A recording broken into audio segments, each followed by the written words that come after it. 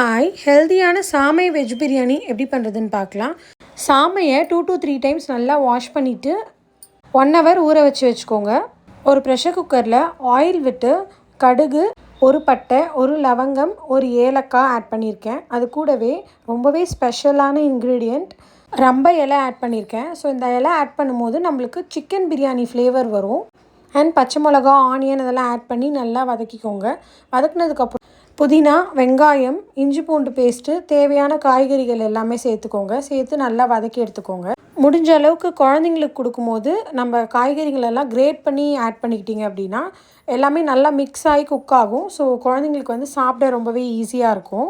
வெஜிடபிள்ஸ்லேயே நம்ம salt and pepper add பண்ணிக்கலாம். கூடவே ஒரு தக்காளியை நல்லா பொடியாக நறுக்கி நல்லா ஸ்மாஷ் பண்ணி வதக்கிக்கோங்க.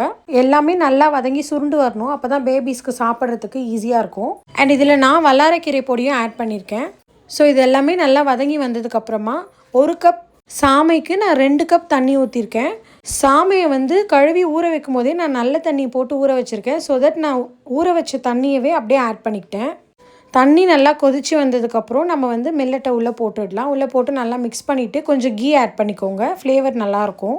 நல்லா கலந்து விட்டு மூடி வச்சுருங்க. 2 விசில் வரணும். 2 விசில் வந்ததுக்கப்புறம் ஓப்பன் பண்ணி பார்த்தீங்க அப்படின்னா ரொம்பவே சூப்பரான மில்லட் பிரியாணி ரெடி. இது ரொம்பவே டேஸ்ட்டாக இருக்கும். குழந்தைங்க, பெரியவங்க எல்லாருமே சாப்பிடலாம். அண்ட் நான் பேபிக்கு கொஞ்சம் டிஃப்ரெண்ட்டாக கொடுக்கலாம் அப்படின்னு குட்டி குட்டி க்யூப்ஸ் மாதிரி ரெடி பண்ணி கொடுத்தேன். இந்த மாதிரி ஐடியாவில் நீங்கள் கிட்ஸோட டிஃபன் பாக்ஸ் கொடுத்தீங்க அப்படின்னா கண்டிப்பாக சொல்கிறேன், டிஃபன் பாக்ஸ் காலியாக தான் வரும். அந்தளவுக்கு ரொம்பவே லைக் பண்ணி சாப்பிடுவாங்க. அண்ட் இந்த மாதிரி ஃபுட்ஸ் கிட்ஸுக்கு வீக்லி 2 டைம்ஸாவது செஞ்சு கொடுங்க. பெரியவங்களும் சாப்பிடலாம்.